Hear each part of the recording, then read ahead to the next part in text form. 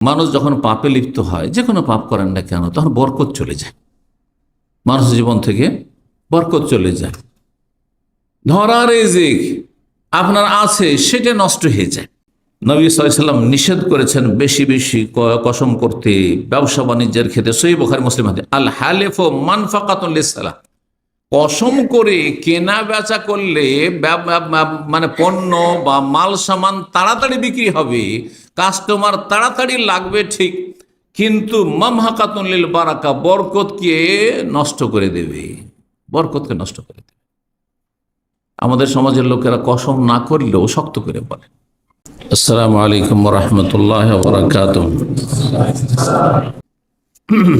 সূরা আনফাল 53-তে একই কথা অন্য ভাষা আল্লাহ বলছেন, যালিকা, শোনো, মানুষের ওপর আযাব বালা মুসিবত কেন, বরকতহীনতা কেন, লাম ইয়াকু মুগায়্যিরান নি'মাতান আনআমা আলাকুম, আল্লাহ কোন নিয়ামতকে আল্লাহ কেড়ে নেন না, সরিয়ে দেন না, হাত্তা ইউগায়্যিরু মা বিআনফুসিহিম, যতক্ষণ পর্যন্ত তারা নিজেরাই খারাপ না হয়ে গেছে, পরিবর্তন না করেছে। আল্লাহ নিয়ামত দিয়েছেন আপনাকে। আসল হচ্ছে আমরা যখন ছোট থেকে বড় হয়েছি, আমরা সবাই সুস্থ ছিলাম, আমাদের মধ্যে সাধারণত রোগ ছিল না এরকম, কিন্তু তারপরে আস্তে আস্তে রোগ বাড়তে আছে, একটা রোগ হইলো, আবার আর একটা রোগ হইলো, এই রোগ আর বালা মুসিবত বিপদ আপদ বাড়তি আছে। নিয়ামতকে আল্লাহ কেড়ে নেন না যতক্ষণ পর্যন্ত নিজে খারাপ না হয়ে গেছে, খারাপের দিকে না চলে গেছে।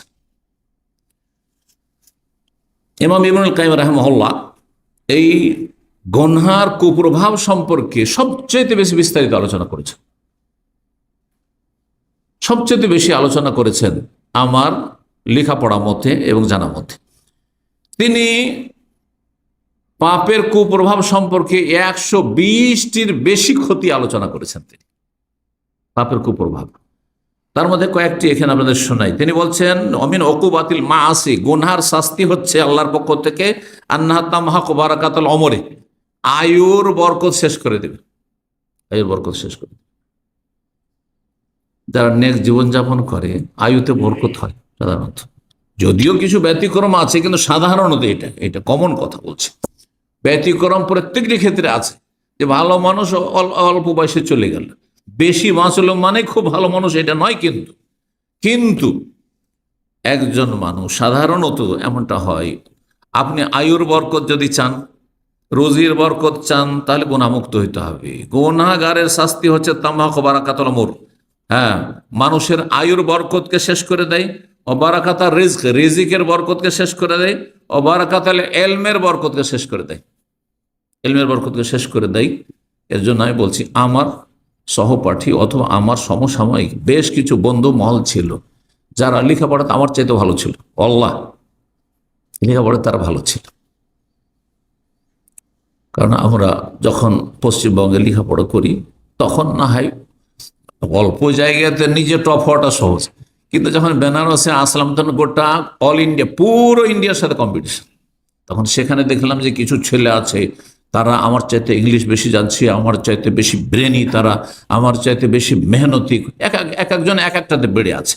তাদের সাথে আমাদের কম্পিটিশন থাকতো যে কে আগে যেতে পারে, রেজাল্ট ভালো বেশি করতে পারে, বড় কম্পিটিশন থাকতো। দেখা গেছে যে ওদের মধ্যে অনেকে আছেন এখন শুধু একটা সরকারি চাকরি নিয়ে আছেন, কোন একটা কলেজে চলে গেছেন, দাওয়ার কাজে তাদের কোন রকমের কোন অংশ নেই, অবদান নেই, অথবা আলেম গড়ার ক্ষেত্রেও কোনো অবদান নেই, চলছে, রুজি রুটি চলছে। কেউ ব্যবসা বাণিজ্য করছেন, অথচ তারা এত ভালো ব্রেনি ছিল, মেধা শক্তি সম্পন্ন ছিল। তো এলমের বরকত চলে যায় মানুষ পাপে লিপ্ত হলে। মাদ্রাসার ছাত্র আর সিনেমা দেখে। আমি যখন আলেম পরীক্ষা দিই, আলিয়া মাদ্রাসার আপনাদেরকে বলি, না হলে বুঝবেন না। সেন্টার বুঝেন তো, পরীক্ষার সেন্টার পড়ে, আলেম পরীক্ষার জন্য গিয়েছি, আর আমরা ওখানে ঘর ভাড়া নিয়ে আছি। তো একদিন পরীক্ষা হয়, একদিন মাঝখানে ছুটি থাকে, আর তারপরে দিন আবার পরীক্ষা হয়। এই পরীক্ষা চলে।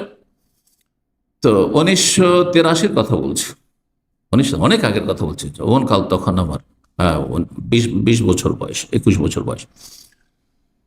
তো দেখি যে সমস্ত ছেলেরা যেই দিন ছুটি, যে দিনটা পরীক্ষা নেই, সবাই সিনেমা দেখতে যায়। নাউযুবিল্লাহ মিন যালিক। আলিয়া মাদ্রাসা যারা সব সিনেমা দেখতে যায়, থিয়েটার দেখতে যায়। তখন তো আর মোবাইলের যুগ ছিল না যে পকেটে সিনেমা। এখন তো ঘরে বসে বসে আপনি নোংরামি করছেন, আপনি হ্যাঁ নির্জনতার পাপ করছেন। কিন্তু এগুলো করতো। আমি আর আমার একটা চাচাতো ভাই ছিল, দুইজনে গেছি আলেম পরে, আলেম ফাজল কামেল এইসব টাইটেল ছিল। তো পরীক্ষা দিয়ে গেছি, শুধু আমরা গোটা হোস্টেলে যেখানে আছি আমরা আমরা দুইজন ছাড়া কেউ নাই সেই দিন, সারা দিন ফাঁকা। আমি শিক্ষকতার সাথে পরীক্ষা দিয়েছি, তারা রেগুলার ছাত্র, অনেকে পরীক্ষা রেগুলার সারা বছর ক্লাস করে পরীক্ষা দিয়ে এসেছে। তারা সবাই নকল চিট করে পরীক্ষা দেয়, এই বান্ডেল বান্ডেল নকল নিয়ে এসছে। এখন আলিয়া মাযহাব পরীক্ষা দিলে নোট পড়তে হবে, তাও শিক্ষকতা করেছি তেমন পড়িনি, 1 মাস আগে প্রস্তুতি নাও শুরু করেছি। তারপরে আসলাম। এখন এই প্রশ্ন এমন এমন আসছে যে প্রশ্নগুলি আমাকে তো রেডি করতে হবে। যেই দিনটা ওরা বাইরে ঘোরাঘুরি আড্ডা দেয়, সেই দিন তাদের ওই যতগুলি তাদের নোট আছে সেই নোটগুলি নিয়ে আমি 10টাকে রেডি করে যাই। 10টা প্রশ্ন উত্তরকে রেডি করে নিই সারাদিনে। ওরা আড্ডা দিল, আমি আলহামদুলিল্লাহ 10টা রেডি করলাম, 10টার মধ্যে 5টা কমন পড়ে যেত, আমার ফুল পরীক্ষা দিয়ে আসতাম। গোটা সেন্টারে ওয়ালিল্লাহিল হামদ একমাত্র ফার্স্ট ডিভিশন আমি পেয়েছিলাম, কেউ পাইনি। আমি নিজের কথা কখনো বলি নাই, কিন্তু কথা প্রসঙ্গে ওই জন্য বললাম যে এলমের বরকত চলে যায় মানুষ পাপে লিপ্ত হইলে। আপনি মনে হচ্ছে সিনেমা দেখবো আর আপনার এর আপনাকে কুফল পেতে হবে না, আপনি গুনাহ করবেন এর জন্য আর কুফল পেতে হবে না? অবশ্যই। সেকেন্ড অধিকাংশ ফেল করেছে, কেউ পাস করেছে, টেনে পাস করেছে, কেউ 70% পেয়েছে, ফার্স্ট ডিভিশন পাইনি তারা। কারণ একজন এক্সামিনার ভালো করে বুঝে কে চিট করে একবারে হুবহু লিখছে আর কে নিজের ব্রেন থেকে লিখছে। কারণ ব্রেন থেকে লিখলেও তো আমি ওই কিতাবে যেভাবে আছে ওইভাবে তো লিখবো না।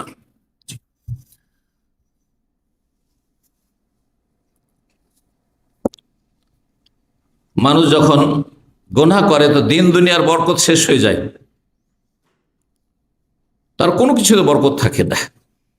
আল্লাহ রাব্বুল আলামিন সূরা আরাফের আয়াত 96 ইরশাদ করেছেন, ওয়ালাউ আন্না আহলাল কুরা আমানু ওয়াত্তাকাউ, যদি দেশবাসী আহলাল কুরা জনপদের লোকেরা, গ্রাম শহরের মানুষরা, মানুষ গ্রামে বাস করে না শহরে বাস করে, আহলাল আমানু তারা মুমিন মুসলিম হয়ে যায়, কাফেরদের জীবনে বরকত নেই। দেখেন দুনিয়ার যদি পরিসংখ্যান বের করেন আত্মহত্যা কারা বেশি করে, তবে যে কাফেররা বেশি আত্মহত্যা করে। মুসলিম বেশি করে না কাফের, দেখবেন কাফের বেশি আত্মহত্যা করে, জরিপ চালাইলে পাবেন। আচ্ছা, আর একটা যদি জরিপ চালান যে আত্মহত্যা গরিবরা বেশি করে না পয়সাওয়ালারা বেশি করে, তো পয়সাওয়ালারা বেশি আত্মহত্যা করে। বাস্তব সত্য কথা। কেন? তারা শান্তি পায় না, পয়সা থেকেও শান্তি নেই, উন্নত দেশে বাস করেও শান্তি নেই। যেই তারা যদি ইমানদার হয়ে যেত আর কি করতো, পাপ মুক্ত, ওয়াত্তাকাও পাপ মুক্ত, গুনাহ থেকে বেঁচে থাকতো, লাফাতাহান আলাইহিম বারাকাতিম মিনাস সামা, তাহলে আকাশের দরজা সমূহ বরকতের খুলে দিতাম। আল্লাহ বলছেন আকাশের বরকতগুলি আমি খুলে দিতাম, ওয়াল আরজে জমিনের বরকত খুলে দিতাম, ওয়ালাকিন কাজ্জাবু কিন্তু তারা বিশ্বাস করেনি, মিথ্যে মনে করেছে।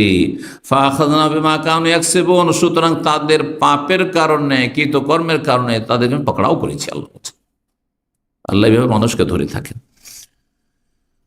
মুসনাদ আহমদ একটি হাদিস রয়েছে, মানুষ যখন পাপে লিপ্ত হয়, যে কোনো পাপ করেন না কেন, তখন বরকত চলে যায়, মানুষের জীবন থেকে বরকত চলে যায়। ধরা রিজিক আপনার আছে সেটা নষ্ট হয়ে যায়। বলছেন রাসূলুল্লাহ সাল্লাল্লাহু আলাইহি ওয়াসাল্লাম, ইন্নাল আবদা লা ইউহরামু রিজক, বান্দা রিজিক থেকে মাহরুম, বঞ্চিত হয়ে যায়। কিসের কারণে? বিজামবে ইউসিবহু, গুনাহ লিপ্ত হওয়ার কারণে। গুনাহ লিপ্ত হওয়ার কারণে। ভালো সুন্দর একটা চাকরি ছিল কিন্তু চাকরি চলে গেল, ভালো একটা ব্যবসা ছিল কিন্তু ধস নেমে গেল, ভালো একটা গাড়ি নিয়েছিলেন আর ইনকাম করছিলেন কিন্তু গাড়ি অ্যাক্সিডেন্ট হয়ে গেল, পালা মুসিবত চলে আসল। ভালো মানুষের হইলে পরীক্ষা, কিন্তু পাপীদের যদি হয় তো এগুলি আযাব, শাস্তি, বরকতহীনতা মনে রাখবে। ভালো মানুষের যে দুর্ঘটনা হবে না এমন কথা নাই, কিন্তু দুর্ঘটনা হইলেও আল্লাহ তাকে উত্তম বিকল্প দেবেন, উত্তম বিকল্প দেবেন। কারণ তার কাছে মানসিক আহার রয়েছে, মানসিক শান্তির পাথেয় রয়েছে তার কাছে। ভালো মুসিবত থাকলে সুখে আছে, হাই হাই করতে দেখবেন না। সে আল্লাহর ফয়সালার তকদিরের উপর সে সন্তুষ্ট থাকবে এবং সে সবর করবে। সবর করাও ইবাদত, যেমন শুকুর করা ইবাদত। শেখ ইবনে বাজ রাহমাতুল্লাহ আলাইহি, সৌদি আরবের বিগত প্রধান মুফতি, তিনি বলছেন গুনাহ সম্পর্কে, লা শাক্কা আন্না ইখতিরাফাজ যুম মিন আসবাবি গাযাবিল্লাহ, আল্লাহর গজবের গুরুত্বপূর্ণ কারণ হচ্ছে গুনাহে লিপ্ত হওয়া। আল্লাহর গজব নেমে আসে মানব জীবনে, ব্যক্তি জীবনে হোক, পরিবারে হোক, অশান্তি হোক, গজব, আর সমাজে হোক, দেশে হোক। অমিন আসবাবে মাহকিল বারাকা, বরকত নিশ্চিন্ন হওয়ার কারণ, বরকতহীনতার কারণ হচ্ছে গুনাহে লিপ্ত হওয়া। ও হাবসুল গায়েস, অনাবৃষ্টি, দুর্ভিক্ষ, বৃষ্টি হচ্ছে না। যখন বৃষ্টি লাগবে তখন বৃষ্টি হচ্ছে না, আর যখন বৃষ্টি লাগবে না তখন বৃষ্টি দিয়ে আল্লাহ বন্যায় ডুবিয়ে দিচ্ছে, ভাসিয়ে দিচ্ছে। এগুলি আল্লাহর আযাব, এগুলি মানুষের পাপের কারণে। ও তাসলিতিল আদা, দুশমনদেরকে আল্লাহ চাপিয়ে দিচ্ছেন। আল্লাহ রাব্বুল সূরা আরাফ আয়াত নম্বর 130 ইরশাদ করেছেন, ওয়ালাকাদ আখাযনা আলা ফিরআউনা বিসসানি, ফিরআউন কত বড় একজন রাজা ছিল, শক্তিশালী এবং কত বড় ক্ষমতাধর ছিল, কিন্তু আল্লাহ বলছেন যে ফিরআউনের সেনাবাহিনী বংশধরকে, তার দলবলকে আমি পাকড়াও করেছিলাম বিসসিনিন, দুর্ভিক্ষ দিয়ে। আল্লাহ যেসব আযাব এসেছিল ফিরআউনের যুগে, তার একটি ছিল দুর্ভিক্ষ। ওয়ানাকসি মিনাস সামারাত, আর ফল ফসলের ফলন কমে যাওয়া, কোনো ফলন নেই দেশে। যদি আপনার খাদ্যদ্রব্য উৎপন্ন না হয়, ধান গম না পাওয়া যায়, দেশে যদি ফল না থাকে, তো খাবেন কি আপনি? টাকা পয়সা দিয়ে খেতে পাবেন? কখনো হবে না। লাআল্লাহুম ইয়াযাক্কারুন, যাতে করে তারা কি করে? উপদেশ গ্রহণ করে। দ্বিতীয়, কথা না বাড়িয়ে, দ্বিতীয় বরকতহীনতার কারণ হচ্ছে মিথ্যার আশ্রয় নেওয়া, মিথ্যার আশ্রয় নেওয়া। তারপরে প্রতারণা করা, দোষ ত্রুটিকে লুকিয়ে রাখা, গোপন রাখা, ধোঁকাবাজি করা, ব্যবসায়িকদের ক্ষেত্রে আর যারা হাতের কাজ করেন তাদের ক্ষেত্রে, এইরকমই যারা ডিউটি করতে গিয়ে বিভিন্ন ফাঁকিবাজি করেন তাদের ক্ষেত্রে এগুলো দেখেন তো। যারা মেকানিক, কিছু যে কোনো কিছুর এসির মেকানিক হোক, আর ফ্রিজের মেকানিক হোক, আর ওয়াশিং মেশিনের মেকানিক হোক, আর গাড়ির মেকানিক হোক, কয়জনের রুজি হালাল পাবেন আপনি? যারা গাড়ি কেনা বেচা করছেন সেকেন্ড হ্যান্ড, তাদের কয়জনের রুজি আপনি হালাল পাবেন বলেন? জিজ্ঞাসা করেন। মিথ্যার আশ্রয় নেওয়া, ভাই গাড়িটা খুব পছন্দ হয়েছে, গাড়িতে কোনো দোষ নেই তো, সব ঠিক আছে? না না, সব ঠিক আছে। গাড়ি আপনি এখানে ওয়ার্কশপে ঠিক করতে যাচ্ছেন আপনি, হ্যাঁ, সেখানে গেলে না না না, আপনার গাড়ি তাড়াতাড়ি এখন হবে না, আপনি যান, রেখে যান, একদিন দুদিন রাখতে হবে। আর তারপরে কিছুই করতে হবে না, সামান্য একটা তার হয়তো জড়িয়ে দিতে হবে, সামান্য একটু পরিষ্কার করে দিতে হইলো, একটু 5 মিনিটও সময় লাগলো না, 2 মিনিট অনেক সময় লাগে না। কত টাকা বিল হয়েছে? মিনিমাম 500 টাকা বিল হয়ে গেছে। আউযুবিল্লাহ, সব রিজিক হারাম, হারাম, মিথ্যার আশ্রয় নিয়েছে।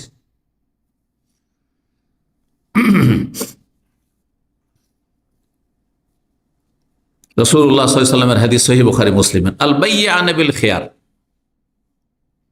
ব্যবসায়িকরা, ক্রেতা এবং বিক্রেতা, বাইয়ান ক্রেতা এবং বিক্রেতা, বিল খিয়ার, অতক্ষণ পর্যন্ত তাদের স্বাধীনতা থাকবে, খরিদ করে নেওয়ার পরেও, বিক্রি করে দেওয়ার পরেও, মা লাম ইয়াতাফার, যতক্ষণ পর্যন্ত সেখান থেকে চলে যায়নি দুজন। আজকাল এর উপরে আমাদের দেশে তো আমল নেই। বিক্রি করে দিয়েছেন, বিক্রি করার বলছে না ভাই হইল না, বলে বিক্রি করেছিলাম, টাকাও নিয়েছি, কিন্তু আমি এখানে আছে, হইল না, টাকা আপনার ফেরত না, নেবে না, জায়েজ, হারাম।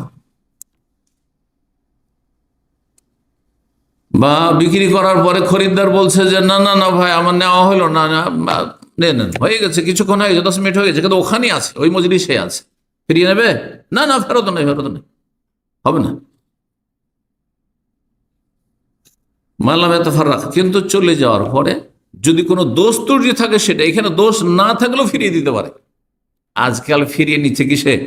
যদি দোষ ত্রুটি থাকে তাহলে, যেটা খেয়ারে আইব বলা হয়। ব্যবসার লম্বা অনেক মাসাইল। ফাইন সাদাকা, ব্যবসা বাণিজ্য করতে গিয়ে ক্রেতা বিক্রেতা যদি সত্য কথা বলে, অবাইয়ানা, দোষ ত্রুটি খুলে যদি বর্ণনা করে দেয়, কোন গাড়িওয়ালা আছে যে গাড়ি বিক্রি করতে গেলে আমার গাড়িতে এই সমস্যা আছে, তাহলে রুজি আপনার হারাম, বরকত শেষ হয়ে যাচ্ছে আপনার। আমার ডিস্ট্রিক্টে একজন খুব পরেশগার আলেম ছিলেন। কেমন পরেশগার ছিলেন যে উনি যখন ইস্তেসকার দোয়া করতেন, আমি যখন আমার বয়স 8-10 বছর তখন নাকি উনি ইস্তেসকা পড়িয়েছেন, একটু আমার মনে হচ্ছে। তো আমার আব্বাজান রাহিমাহুল্লাহ বলতেন ওনার কথা, যে উনি আমাদের ওই সময়টাই যখন আমার এই বয়স ছিল, তো আমাদের এলাকায় তিনি ইস্তিসকার নামাজ, বুঝেন তো, বৃষ্টি চাওয়ার সালাত পড়েছেন। বৃষ্টি চাওয়ার সালাত পড়ার সাথে সাথে বৃষ্টি শুরু হইতো, মানে ঈদগাহ ময়দান থেকে মানুষ বাড়িতে পৌঁছিতে পারতো না, বৃষ্টি হইতো। আর এখন 2বার 3বার 4বার ইস্তিসকা হয়ে যাচ্ছে, বৃষ্টি হচ্ছে না, বৃষ্টি হচ্ছে না। তো উনি এই এমন মোস্তাজাব দাওয়া দোয়া এইভাবে কবুল হইত। তার একটি ঘটনা, গরু বিক্রি করতে এসছেন, গরু বিক্রি করতে এসছেন, সবার গরু বিক্রি হয়ে যাচ্ছে, ওনার গরু। হ্যাঁ, বলছে মৌলানা আপনার গরুটা ভালো তো? বলছে গরু বাবা সবই ভালো, কিন্তু গরুটা হালে বা লাঙ্গলে লাগাইলে বসে যায়, বুঝছেন? বুঝেন তো, হালের গরু বুঝেন তো, বা লাঙ্গলের গরু কি বলেন আপনারা, দুটোই বলেন না? হ্যাঁ হ্যাঁ, মানে কাইঠে গরু, আমাদের আঞ্চলিক ভাষা বলে কাইঠে গরু, ওকে কাজে লাগাইলেও বসে যাবে, বসে যাবে। যেমন এই কথা বলে তখন সব কাস্টমার চলে যায়, কেউ আসে না, মাগেরে হয়ে আসে, সারাদিন ওইভাবে দাঁড়িয়ে আছে গরু নিয়ে। ওনার মেয়ে সন্তান ছিল, মনে হয় ছেলে ওইরকম ছিল না, অথবা থাকলেও তখন ছোট ছিল। যাই হোক, উনি নিয়ে এসছেন গরু, গরু বিক্রি হচ্ছে না, সত্য কথা বলার জন্য। গ্রামের আশেপাশে পরিচিত অনেক ভালো আলেম যেহেতু উনি, হ্যাঁ, তো সবাই বলছে যে মৌলানা এইসব, এটা বলার দরকারটা কি? আপনি বলেন যে হ্যাঁ আপনার পছন্দ হলে না, না হয় না, এইভাবে বলেন। আপনি ঠিক আছে মিথ্যা বলবেন না, তো বলেন আপনার দেখেন নেন, আপনার পছন্দ হলেন। আজকাল কিন্তু আপনাদের মতো আমাদের মতো যারা চালাক একটু বলছে আমি মিথ্যা তো বললাম না, ভাই দেখে নেন, আপনি গাড়িটা আপনার ঠিক আছে তো? বলছে আপনি দেখে নেন, আমি জানি না। এই যে কেন দেখে নেন? আপনি জানছেন যে দোষ আছে, তো কেন দেখে নেন বলবেন? বলেন যে দোষ আছে, বলেন যে সে কাজ করে না, বলেন যে এটা অ্যাক্সিডেন্ট হয়েছে সামনে অথবা পিছন থেকে, কেন বলছেন না আপনি? এতে বরকত চলে যাচ্ছে। তো সুবহানাল্লাহ, সন্ধ্যা হয়ে আসে, সবাই পরামর্শ দিচ্ছেন মৌলানা আপনি ই করিয়েন না, এটা বলিয়েন না। বলছেন না বাবা আমি বলে দেবো, এটা হচ্ছে তো আমি বলবো না, কেন বলবো? কিনবে কিনবে, না হলে ঘুরিয়ে নিয়ে যাবো। সন্ধ্যাবেলা একজন ভালো মানুষ এসেছে, গরুর ব্যবসায়ী, এসে বলছে কি মনে সূর্য তো ডুবতে যাচ্ছে, আপনার গরু বিক্রি হলো না? বলছে বাবা গরু কেউ নিচ্ছে না। তো বলছে মৌলানা সাহেব আপনি একটু দোয়া করে দেন আমার জন্য, আমি আপনার গরু নিয়ে গেলাম, যদিও আপনার গরু বসে যাক, হ্যাঁ লাঙ্গলে লাগাইলে হালে লাগাইলে, তারপর আমি নিয়ে গেলাম। সুবহানাল্লাহ, গরু ঠিক হয়ে গেল। তারপরে ও আর কোন অভিযোগ করেনি যে গরু, এটা হচ্ছে বরকত, এর নাম হচ্ছে বরকত। আপনি যদি হিতাকাঙ্ক্ষী হন মানুষের, আর আপনি হালাল পথে থাকেন, আপনি যদি সততা অবলম্বন করেন, এতে বরকত রয়েছে। এই হাদিসের ব্যাখ্যা এইভাবে বুঝতে হবে। রাসূলুল্লাহ সাল্লাল্লাহু আলাইহি ওয়াসাল্লাম বলছেন যে সত্য কথা যদি বলে আর দোষ ত্রুটি খুলে বলে দেয়, বুরিকা লাহু ফি বাইইহিমা, তাহলে দুইজনেরই কিনা বেচাতে বরকত হবে। ওয়াইন কাতামা, দোষ ত্রুটি যদি গোপন করে, ওয়া কাযাবা, মিথ্যা কথা বলে, অনেক সময় ক্রেতা মিথ্যা কথা বলে, অনেক সময় বিক্রেতা মিথ্যা কথা বলে, আবার দালাল ফিট করা থাকে গরুর বাজারে, জি গাড়ির বাজারও দালাল ফিট করা থাকে। আরে আপনি কি বলেন, এই গাড়ির কি এত দাম হয়? এর চেয়ে ভালো গাড়ি হয়ে যেতে ওখানে আপনার, আপনি 10,000 রিয়াল চাইছেন, ওখানে 6,000 8,000 গাড়ি পাওয়া যাচ্ছে আপনার চাইতে ভালো মডেলের, আর খুব সুন্দর গাড়ি ফ্রেশ হয়ে আছে। মিথ্যা কথা। এছাড়া বললো যে তাহলে তো মনে হয় মার্কেট ডাউন আছে, চলো দিয়ে দিই, যেটা বলছে সেটাই দিয়ে দিই, ধোকা খেয়ে গেল না। জি, কখনো কখনো মিথ্যা বলে ক্রেতা, কখনো কখনো মিথ্যা বলে আর ধোকা দেয় বিক্রেতা, এগুলো বরকত নষ্ট করে দেয়। রাসূলুল্লাহ সাল্লাল্লাহু আলাইহি ওয়াসাল্লাম, বুখারী মুসলিমের হাদিস।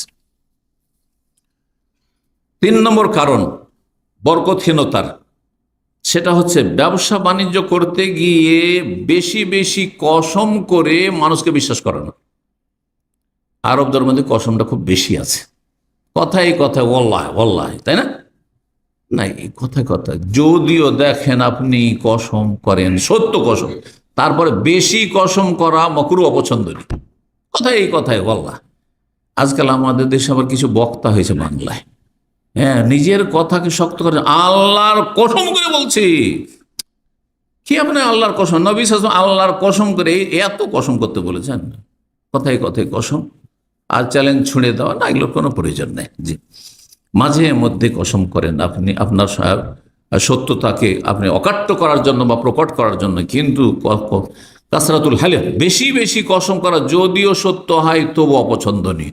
আর মিথ্যা কসম যদি একবার দুইবার হয় তবুও কাবিরা গুনাহ। মিথ্যা কসম করে কেউ যদি মিথ্যা কথার ওপর, মিথ্যা আচরণের ওপর কসম করে, তাহলে সেই কসমকে আমিনে গমুস বলা হয়। গমুস মানে ডুবিয়ে দাও, জাহান্নামে ডুবিয়ে দেবে। এই জন্য রাসূল বলেছেন যে যেই ব্যক্তি মিথ্যা কসম করে সে জান্নাতে যাবে না, জাহান্নামে যাবে। মানে জাহান্নামে যেতে হবে তাকে, যদিও সে মুসলিম হয়, যদিও নামাজি হয়, যদিও তৌহিদবাদী সহি আকীদার হয়, তো মিথ্যা কসম করার কারণে জাহান্নামে যেতে হবে।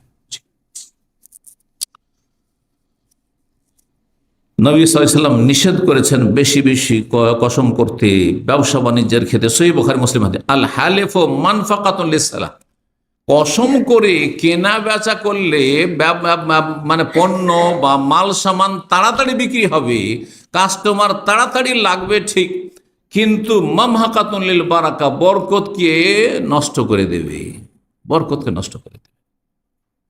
আমাদের সমাজের লোকেরা কসম না করলেও শক্ত করে বলে, শক্ত করে বলা খানিকটা কসমের মতোই।